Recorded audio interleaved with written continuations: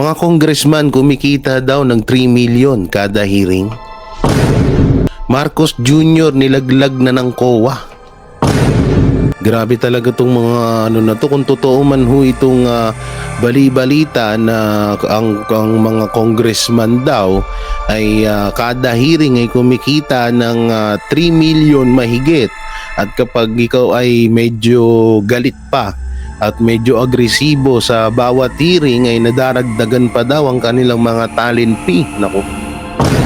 So yun po mga banateros, mga kabiyaya, isang mabiyayang araw po sa ating lahat at welcome back to my YouTube channel, Jay Guevara TV nga po pala, isa sa mga Banateros Brothers. At ito, pag-usapan natin to. Grabe, ito, asan na yun? Ay, sorry. Yan o, ito na nga, COA, nilaglag na si Marcos Jr. Oo, ano ba tong klaseng paglaglag na to? Sana magtuloy-tuloy nga magtuloy-tuloy tong balita na to na hindi sila nagpapadala sa administrasyon, no? At ito yung pinaka nakakagimbal sa lahat. Yung kasi nung una ay nagbiro itong si Congressman Pulong Duterte na kung magkano ba ang binabayad or natatanggap daw di umano ng mga congressman sa kada hearing. At may isang na nagsabi na umaabot pala ng halos 3 million pesos sa kada hearing. Hanak na. Oh, magkano kaya sila Paduano? Sila Benny Abante? Hindi, ano lang naman, katanungan lang naman ho yan, no? Kayo magalit ha, baka magalit na naman kayo. Kasi kung isipin nyo maigi, no? Biruin mo ha, kaya pala nagtataka tayo, bakit hindi iba-iba ang topic dyan sa hearing na yan? Hindi maiba-iba yung topic, no? Kasi isipin mo maigi, sa dinami-daming problema sa Pilipinas, bakit nakatuon lang sila sa AJK, sa War on Drug, kay BP Sara, sa confidential fund, di ba? Parang nakakapagtaka na bakit dun lang nandun? Yun nga, biglang may mga naglalabasan na balita na di umano ay may sinasahod pala ang kada congressman kasi ang minimum salary or ang pinakasinasahod ng mga congressman ay nasa 250k per month. Kaya doon, lalo na nung umugong yung mga balita na merong mga 18 million bulletproof na mga sasakyan tong mga to, merong Hermes na bag na nagkakahalaga ng 3.5 million pesos at mga relo na nagkakahalaga ng 2.5 million pesos. Medyo kataka-taka kasi kung nasa 200k per month mo, no? Kasi syempre babawasan mo pa yung politiko ka eh. So babawasan mo pa yun na pangtulong mo, di ba? Depende na lang kung hindi ka talaga tumutulong at kahit hindi ka na tumulong, hindi mo makukuha or mabibili yung ganung kamamahal ng mga kagamitan, no? Sa ganung kaliit na sinasahod mo. Lalo sa panahon ngayon, anak ng teting, kamahal-mahal ng bilihin. Biruin mo, 1,000 mo pag binili mo sa palengke, wala ka nang pambili ng gin. Oo, kahit pangpulutan, wala na. Bili mo 5 kilong bigas, 2 klaseng ulam, wala na. Hindi ngayon, so, lalo sa panahon ngayon, mas mahal pa yung gulay kaysa sa karne. Yung, di ba, may kasabihan nga tayo, wag na tayo magkarne, maggulay na lang tayo para makatipid. Anak ng teteng, pag maggugulay ka, kasing presyo din ng karne, wala din. At panoorin din natin tong interview kay, asan na yun? Kay Marcos Jr. Panoorin natin tong interview kay Marcos Jr. At may nakita po yung netizen sa isang interview na bakit daw ligalig ang mata ni Tamba. Na parang bakit daw si Tamba hindi in-interview at etong si Presidente Bongbong Marcos lang ang in-interview. Panoorin natin to. Mukhang masaya to ha. At daanan na rin natin tong Joel Chua. Joel Chuya no? Joel Chua, impeachment case kay VP Sara, imposible pa daw. Imposible pa, ha? Sige, okay. Ito pa, yung impeachment complaint versus VP Sara Duterte, hindi na naipasa kay Speaker Romualdez. Why? Ba't hindi nyo pinapasapasan nyo na? Puro kayo, puro kayo forma, wala kayo sa gawa At ayun pala, bago din natin pala ito simulan mga balateros, huwag niyo pong kalimutan na mag-like, share, comment, and subscribe sa ating YouTube channel. Pakipindot na lang din po yung bell button. At pakidamay na rin yung join button. And super thanks, napakalaking bagay po niyan para sa ating YouTube channel. Maraming salamat. So hanggang dito na lang yung video natin. Charot. Gago! Joke lang. Ito muna na tayo. Gusto nyo ba muna lap trip? Lap trip muna. Gusto nyo munang tumawa? Dito muna tayo para tumawa tayo. Ito. Yan. Okay, shoutout pala kay Jeb Rivera. Tigapasan ng mga videos. Hindi tayo na-update, no? Kasi minsan tanghali na tayo gumising. Ito, panoorin natin tong interview na to, no? President Marcos tiniyak na may sapat na pondo. Yan ha. Tiniyak na may sapat na pondo para sa apektado ng pagputok ng Bulkang Mayon. Kanlaw pala. Kanlaw. Sorry. Ba't Mayon? Wag naman. No. So panoorin natin. Love yung ngiti Wait lang, ba't lagers?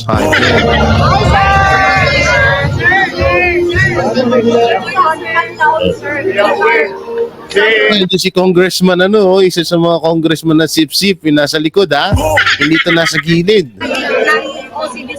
Siyempre biglang papasok daw dito si Tamba. 87,000 na Ayan na, papasok na. Ayan na, tumabi na isang congressman. Nadaan na si Speaker Romualdez. Future Prime Minister pasok. Yes. Do we have enough funds, resources, We do. evacuation centers? I was Ba't ganun yung mata niya? I-mute natin mute natin kasi wala namang kwento pag pinagsasabi niya ni Marcos, puro lang katarantaduhan niya. Dito tayo. Mag-reaction tayo sa mga reaction ng mukha nila, okay? So, nandiyan na. Andito kanina sa likod, si congressman na isa, biglang talagang siya, no? Yung ibang politiko, ilag na ilag sa media. Pero pagdating kay Romualdez, parang siya yung malapit sa media, no? So, talagang papampam Ito ata kumanta ng anong ang kanta yan? Yung paparampampam. Anong kanta yan? Yung paparampampam. Si Romualdez ata composer nun. Yan ito, papasok na. Tatabi na si congressman. Andyan na si boss. Yan na, pumasok na. Ako naman interview nyo. Ba't kaya ganun yung mata niya, no? Ang hirap ng ganun, no? Wait lang, tatry ko tatry natin Gagayahin natin yung mata ni Martin. Puta na, nakakahilo. Gago! Nakakahilo, guys. Nakakahilo. Okay. Ayan diba? Sabi niya, bakit si Mark, interviewin nyo rin ako. Ako ang future Prime Minister. Diba? Ano naman to si already? Pakinggan natin kahit paano, kawawa naman. 87,000 na residents na kailangan i-evacuate. Yes. Do we have enough funds, resources, We do. evacuation centers? I was first of all, I got the report from si Secretary Rex Gatchalian, who is landed already in Negros early this morning. With DBM has already assured me that they are ready. So yes, we are ready to support the families who have been evacuated outside the 6-kilometer danger zone. So 6 kilometer, gano'ng kalayo yun? I-evacuate daw ang mga tao doon na 87 families ata. i-evacuate ng 6 kilometer sa danger zone. Okay. Talagang pumutok na eh. And so now, DNR, Kung pumutok na nga eh. Aba, gusto mo, ano ba nakita mo? Di ba pumutok? DOST are continuing to monitor air quality to see if we need to do more in terms of evacuating. Kung maging dangerous ng levels ng toxic gases na lumalabas ng sabugan. So, yes, we're ready. We know what to do, and we have already started to send food packs, and we already started to send Food packs, we are already started to send, ano pa? all of the things that we bring All of the things that we bring. Oh, yan. to those who are in evacuation centers. Yan daw, magbibigay daw sila ng tulong, no? Ngayon ba't hindi biglang nawala si Tamba? Nasa likod lang pala. Hindi niyo in-interview si Tamba, oh. Nag-effort na sumiksik dun eh. Kawawa naman si Bossing Tamba, oh. Kawawa naman, biglang nawala dun eh. Kayo naman, sa susunod, huwag niyo kalimutan si Tamba, ha? Mamaya, magtampo yan. Sige kayo. Pag nagtampo yan, hindi na mamimigay ng hindi na mamimigay ng ayuda yan, no? Samantalang, ito nga, panoorin natin to, no? Impeachment complaint versus BP Duterte hindi na maipapasa kay Speaker Romualdez. Panoorin natin. Bansang mga balita. Hindi pa rin naisusumite ni House Secretary General Reginald Velasco ang dalawang impeachment complaint laban kay Vice President Sara Duterte kay House Speaker Martin Ako nito, may sounds. Wag yan. Dito tayo sa isa, may sounds yun. Mahirap na, no? Alam nyo naman ng kalakaran ngayon, no? Hindi tayo nagtitiwala. Ito. Play. Concern ko kasi impossible because of the time. Napa-real talk na lamang si House Blue Ribbon Chairman Joel Chua sa isang panayam ng media sa Kamara kaugnay sa impeachment complaint laban kay Vice President Sara Duterte. Ang komite ni Chua ang nag-iimbestiga sa issue ng confidential and intelligence funds ng Office of the Vice President at ng Department of Education kung saan dating Secretary si Vice President Duterte. May dalawang impeachment cases nang naisampa sa Kamara laban sa bise habang may nakaumang na 3 impeachment case laban sa opisyal. Lahat ng ito inihain ng mga kalaban sa politika ng mga Duterte. Pero sa tanong kung may sapat bang panahon para talakayin ng impeachment complaints ngayong paparating na eleksyon, ito ang pag-amin ni Congressman Chua. We have to face reality. By next year, February, national campaign na. Papabutin pa pala ng mga congressman hanggang next year, no? Oo, papabutin pa pala nila doon.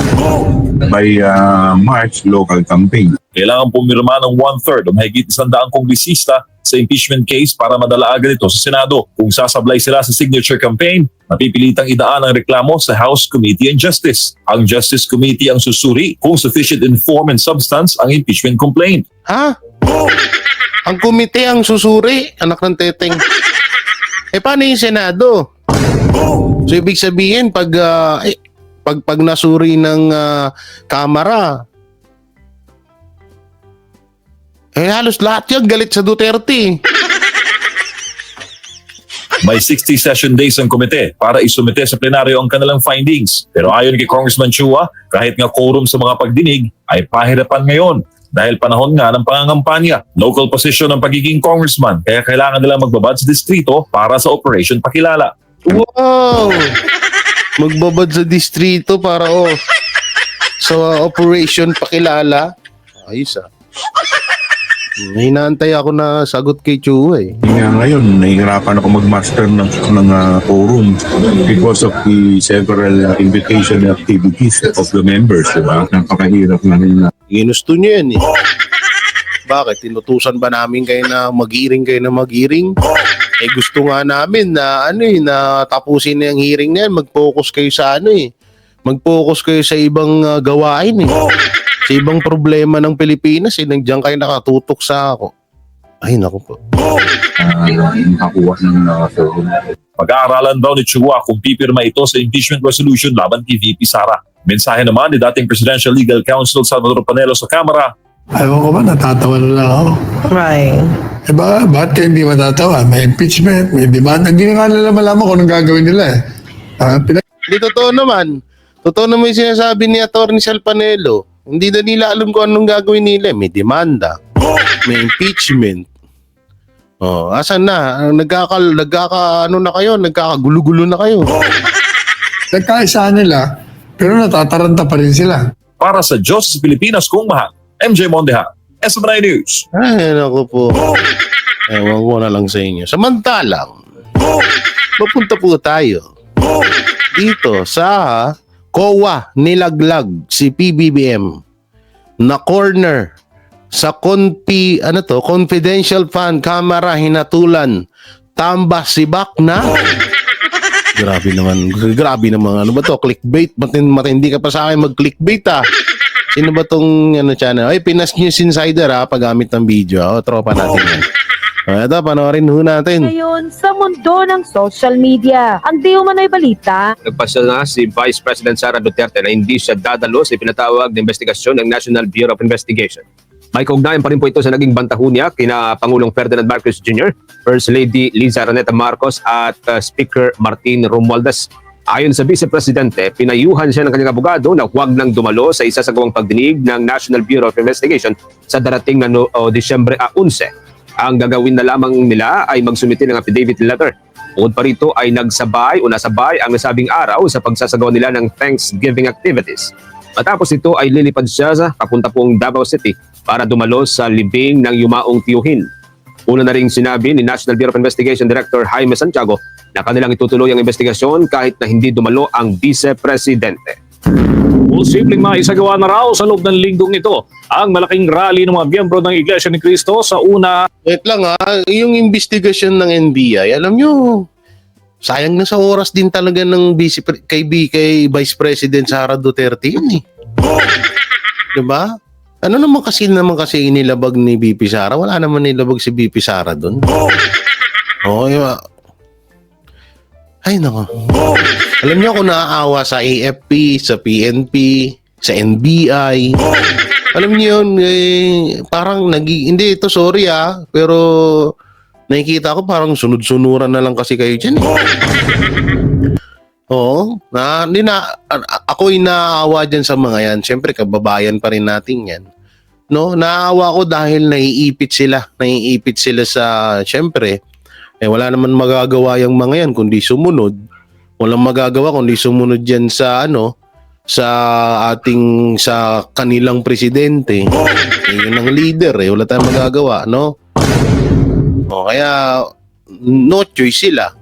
Kahit alam naman nila na wala namang kailangan imbestigahan dun sa mga sinabi ni BP Sara, so mag-iimbestiga sila at mag-iimbestiga. Ipapakita nila yung investigation kasi nga utos sa kanila yun. Ayun yung doon. Ayun yung mahirap doon, no?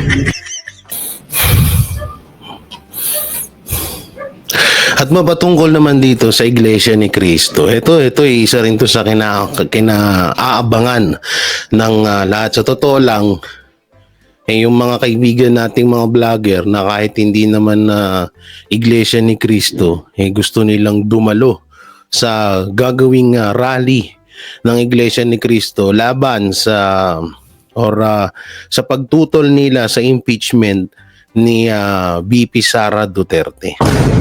At doon nga may mga sabi-sabi, excuse me, may mga sabi-sabi na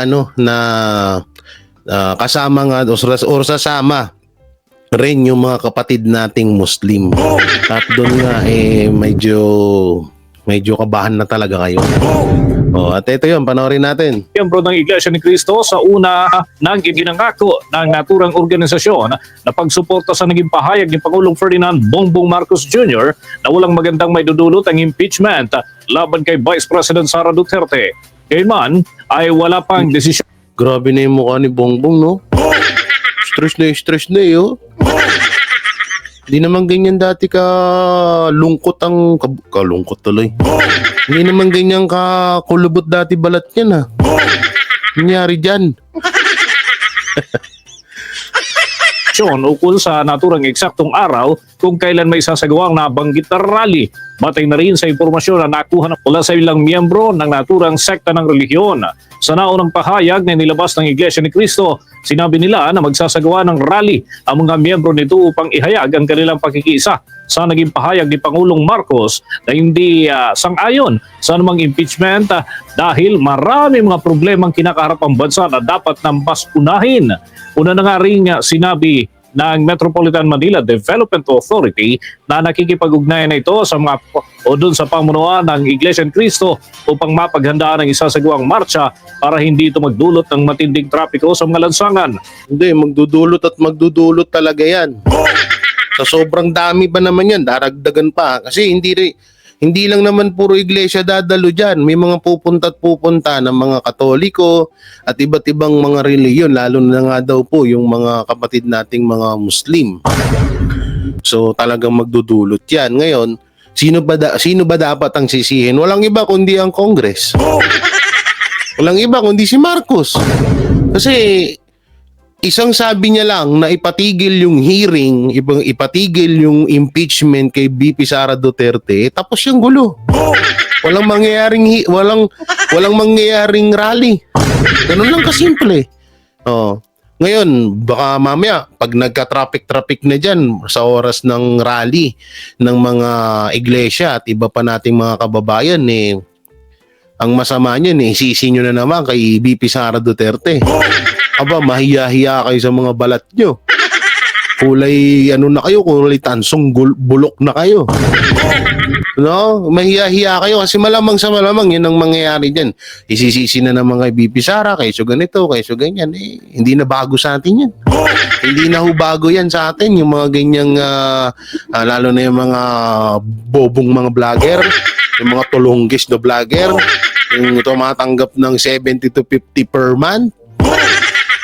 Lalo na yung mga vlogger na todo pa sikat sa social media na tumatanggap ng 250 per month.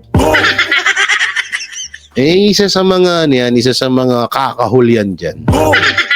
Oh, so basta abangan na lang natin to. Samantalang, tuloy pala muna natin. Sa kasalukuyan ay 2 impeachment complaint na ang inihain laban kay Vice President Sara Duterte. Una na ring dumistansya ang Palasyo Malacanang sa 2 magkasunod niya na reklamo.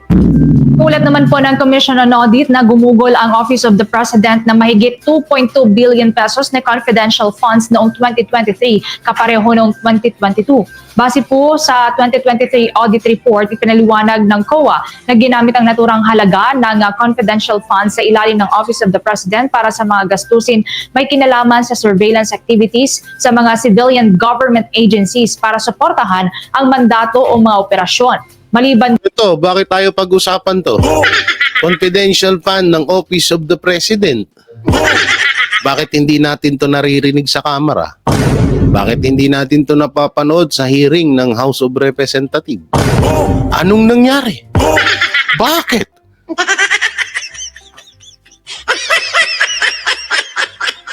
No, bakit ganun? Anong nangyari? Ang laki niya na, 2.2 billion, billion. 2022 and 2023. Confidential fund. Office of the Vice President Budget. Sana pag-usapan din to kasi baka mamaya kung kay BP Sara 11 days, baka dito 1 day lang. Diba? Maging neutral sana. Ito maraming bali-balita ng mga vlogger, kakasuhan, so meron naman, di ba, pinapatawag nga ng NBI. So kung ayaw nyo kasing masita, ayaw nyo masilip ng mga kapwa ko vlogger, especially to Banateros, no? Ayusin nyo kasi. Wala naman kaming sinasabi dito na wag nyong silipin yung confidential fund, wag nyong pag-usapan yung hearing, yung Office of the budget ng Office of the Vice President. Pwede nyo pag-usapan, karapatan nyo yun Pero sana lahat idamay nyo ang confidential fund ng mga congressman. Idamay nyo ang mga confidential fund ng House Speaker. Idamay nyo mga confidential fund ng Senator. idamay nyo ang confidential fund, lalong-lalo at ito ang pinakamahalaga talaga na mapag-usapan sa kada hearing or sa mga hearing na mga nangyayari dito sa Pilipinas, yung Office of the President Budget. No, yun yung isa sa mga gusto. Yun yung gusto namin mangyari, no, na maging patas kayo kasi nga yan naman talaga yung dapat nyong gawin. Ngayon, pag nasisita kayo, sabihin nyo, kakasuhan nyo. Pag ano gito ganyan, kakasuhan nyo. Yung si Banat Bay, 7 na yung kaso. Diba, kabawa si Banat Bay sa amin eh. Pero okay lang din naman nyo kasi kami wala mo kaming pera eh. Joke lang, bay, joke lang. Enjoy dyan sa Japan. No? Yun eh. Yun yung pinaka ano doon. Yun yung pinakamalaga doon. Kung ayaw nyo masilip kayo, maging neutral kayo. Dito, gumugol din ang Office of the President ng 2.3 billion pesos na intelligence fund na ginamit naman po Yun, 2.3? 22? Ano? 22? Wait lang ha, ulitin natin. Office of the President ng 2.3 billion pesos 2.3. Eh, ba't nakalagay dun sa subtitle, ano? 22.3 billion.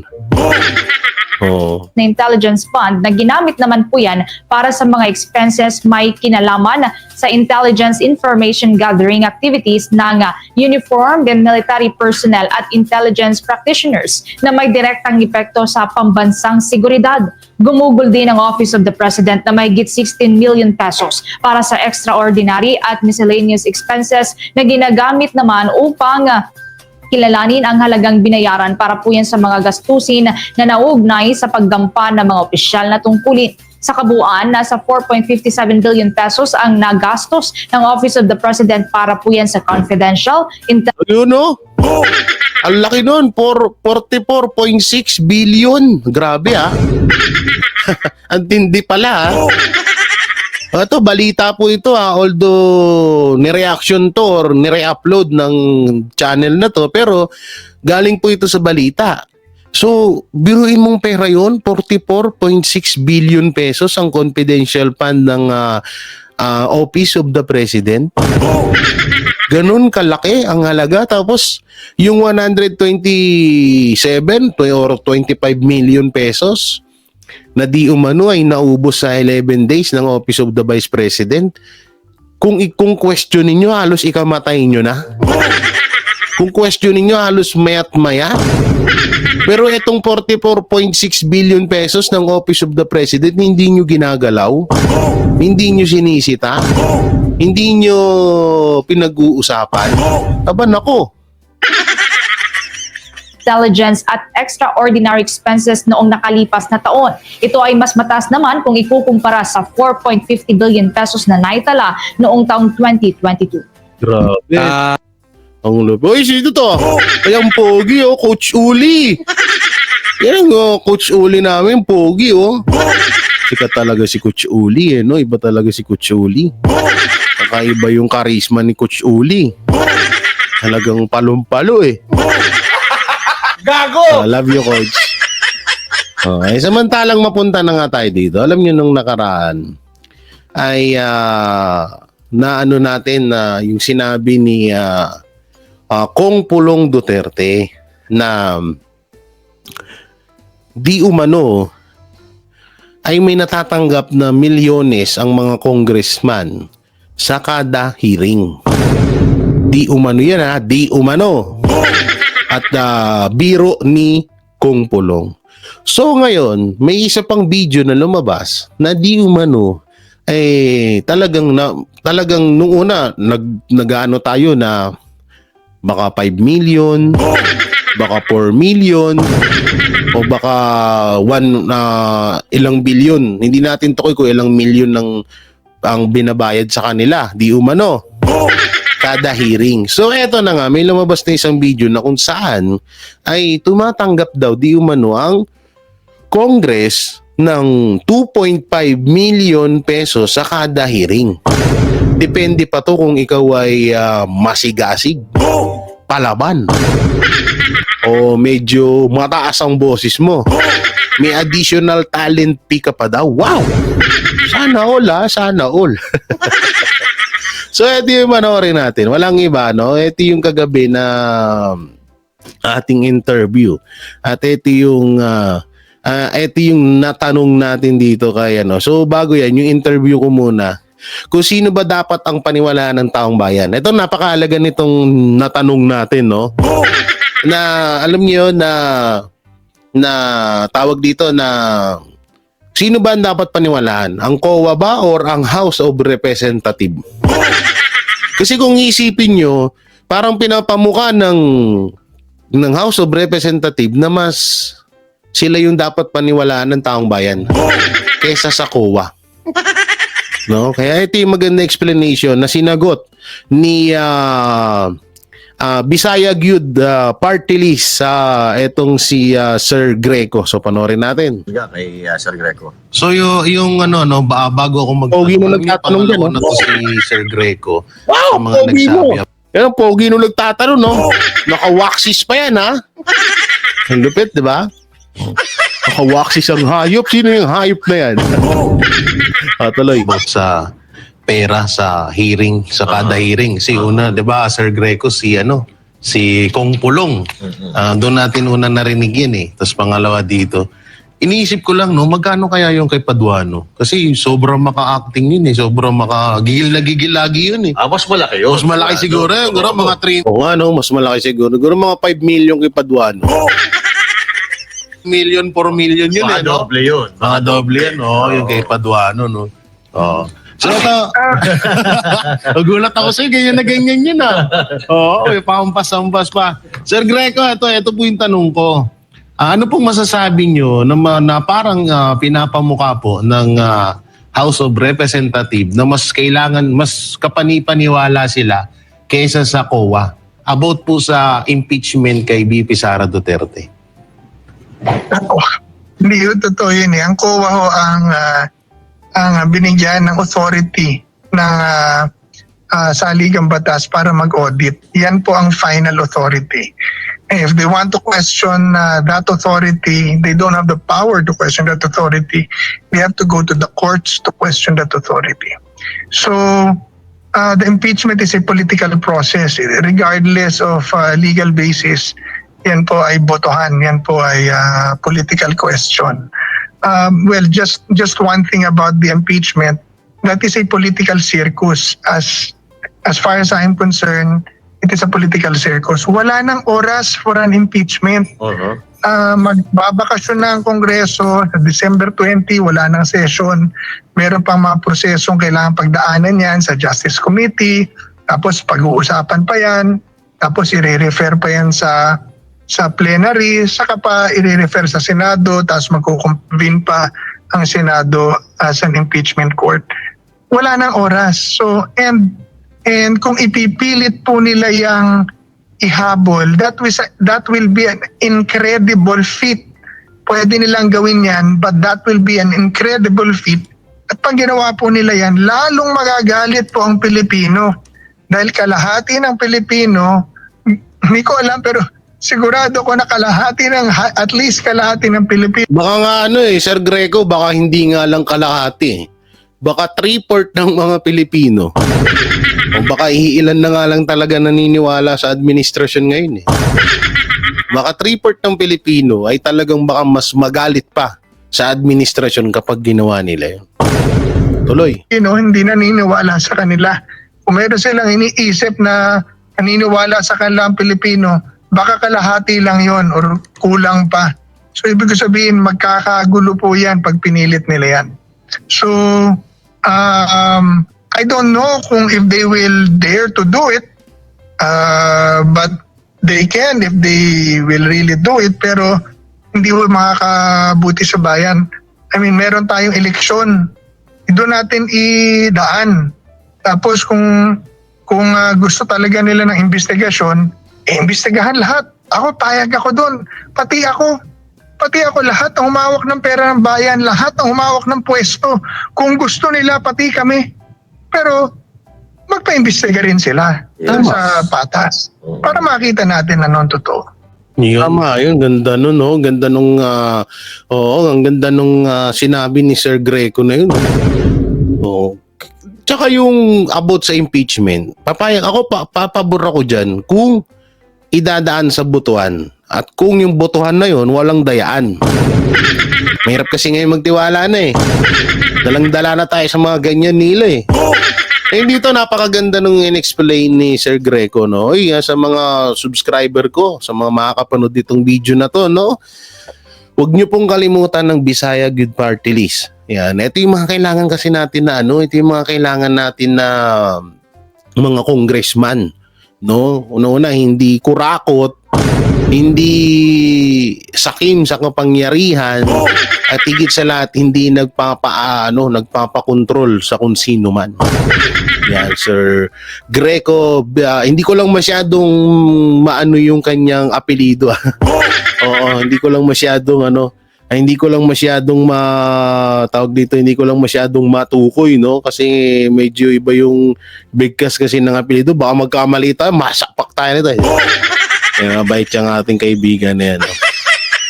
At dito niya rin sinabi ni Sir Greco yung about dun sa 3 million, 2.5 million na di umano'y sinasahod ng mga congressman kada hearing. So panoorin nyo na lang yan sa DCAR News, DCAR 1026 News at sa kapartner mo sa balita, no? So yun mga banateros, anong maiko-komento nyo sa mga napanood yung video, i-comment nyo lang po dyan sa baba. At syempre don't forget to like, share, comment, and subscribe sa ating YouTube channel. Pakipindot na lang din po yung bell button para lagi kayong updated sa ating mga video araw-araw. Pakidamay na rin po ang join button at super thanks. Napakalaking tulong po at halaga po niyan para sa aming mga YouTube channel. At ayun, hiningal ako dun At ayun, may kilang shoutout sa lahat ng OFW Hero Abroad saan man panig ng mundo at sa ating mga mahal na mga senior citizen na patuloy na sumusubaybay sa Banateros Brothers, sa SMNI at syempre kay J. Guevara TV, ang pinaka-pogi sa lahat ng Banateros.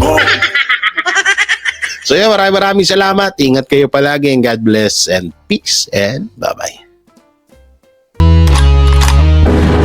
Yan ang Banateros, walang inuurungan. Pag tama palakpakan, pag mali ay babanatan. Yan ang Banateros, boses ng ordinaryong Pilipino. Banateros ay walang makakaawan, walang inuurungan. Banateros ay tinutulungan.